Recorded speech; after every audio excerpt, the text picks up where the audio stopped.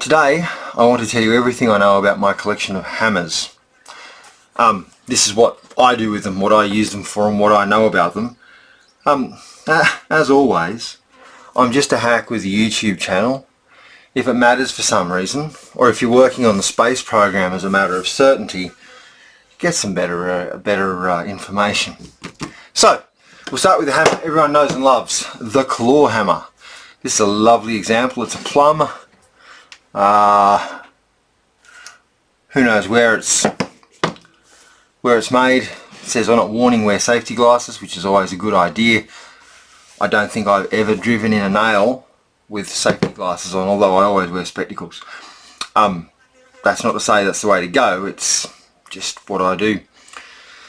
These are for carpenters. Perhaps were for carpenters when they still nailed things regularly, although no doubt that's still part of the job. It's an excellent quality hammer, lovely shock resistant handle, lovely narrow profile through there, quite expensive, and I've done a reasonable amount of work with it. The claw hammer, and of course this is for removing nails, although if there's more than a couple to do I usually use pincers. This is another hammer most people have seen. It's a ball peen or ball peen hammer, so called because of the ball shape on one end, and it is, as I understand it, for riveting. So if you have a piece of steel with a nice chamfer in it, like so, in the hole, and you put a piece of steel in there like that, you can, with a ball peen hammer, quite readily mash this down over here like this and blend all this together, making a strong joint. That would be cold riveting. Ball peen hammers, or sometimes called an engineer's hammer, perhaps for the same reason. I find them also good for working shapes into metal, and I'm going to give one a go shortly to use it to fly, to use it to sort of relieve the stress in some sheet metal as I try and bend it back into shape. Heavy sheet metal. If this was a piece of sheet metal and you started pounding on it, what would happen is that it would cup up. No, it wouldn't. It would go, it would turn in, paradoxically, if you started banging on it, it would try and turn into a dome, most likely, as the center of the material stretched, and stretched mostly on the side you were hammering it. It had spread it out, and I believe if this was a sheet with a warp in it, by painting around the perimeter of it, it can be pulled back into straight. The action of hitting it with a hammer causes it to stretch. This is rarer. This is a cross peen hammer. I think it's called a cross peen. Peen, doesn't matter. If I've triggered anyone, put it in the comments, or don't. Glaziers, I think, use these, although I think there's also a variation of it where this is level with the top of the hammer. If you put the glass in and you put in some tacks around underneath the glass. Quite handy to have. It's quite a small one. This is a mystery hammer. It's got a taper, it's got some unusual branding. I believe it is for some kind of stonemasonry, but I do not know. I purchased it at a garage sale. It's sort of like a square profile with a hemispherical, or radiused at least, face, and I can't find out much about it. It's branded £2. WG is the brand. W Gilpin. There's a crown with a star around it. I don't know if that'll pick. Oh yeah, that's picked up. I would love to know more about that, if anyone can help. This is a sort of a variation on your sort of standard lump hammer, and I haven't included those. I've got one I can use out in the garden. It's got like a cross peen triangle on the back and a big square face on the front. It's, I think, a fairly nondescript hammer. It's just for belt and stuff. a handheld sledgehammer type arrangement. This is a rock hammer, or a rock drilling hammer, I think. And before we had things like SDS drivers and impact tooling, a hammer like this in combination with a piece of steel that was very tough would be how a hole was made in rock. You'd belt it, twist it a little bit, belt it and twist it a little bit, and gradually chip a hole through a rock like a drill might. I use it as a general purpose hammer that has a nice narrow profile up here for the handle not getting in anything's way, and a nice soft grip, and a lovely hard face that doesn't get damaged when I belt things with it. Made by Estwing, lovely thing. USA. It's a really cool thing. I like it a lot. It's my preferred kind of belting stuff hammer. This is a rubber mallet. This side I sanded into a hemisphere to bend some sheet metal. And it worked really, really, really well. It's a very rough job, and I was in a hurry. I think that it would be great if it was possible to get one of these with a hemispherical face on it, because it's so easy to apply, not just a whack down, but to add a little bit of direction to it and still get a decent hit. The most surprising thing about a rubber mallet, I would say, is if you hit your fingers with it. It's made of rubber, but it will still cause severe injury. Not to be underestimated because it's rubber. This fellow is called a dead blow hammer, and it's got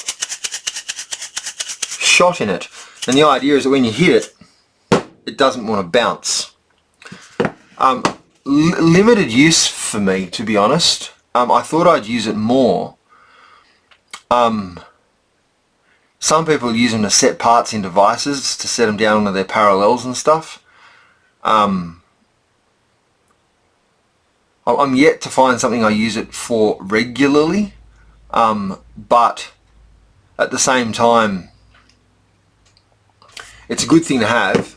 It's probably great for kind of bumping sort of carpentry bits into place or something like that. Not super expensive as I recall it. Maybe I got it at a garage sale or something. And it's quite a thing. But yeah, when you whack something with it, it doesn't try and bounce. It just, the shot inside just drops down onto it, and it provides a fairly predictable blow. This I've used more.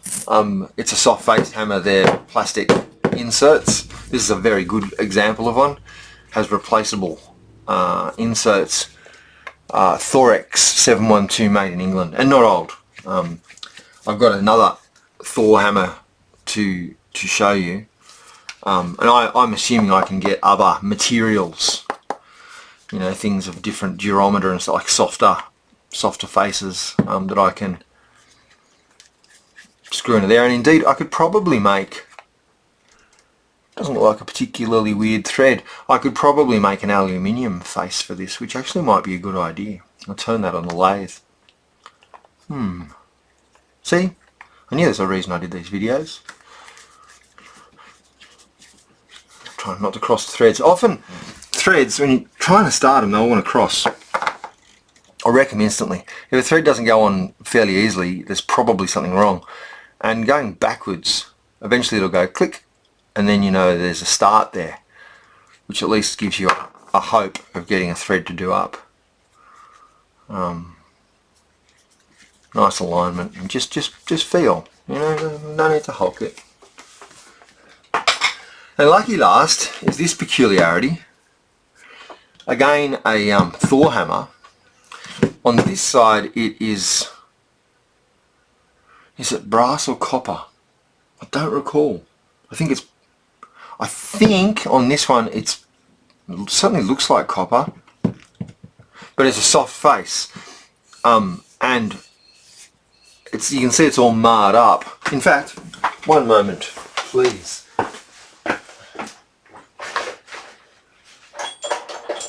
I also have this that I made on the lathe from a piece of copper stock, which is essentially a handheld variation of that.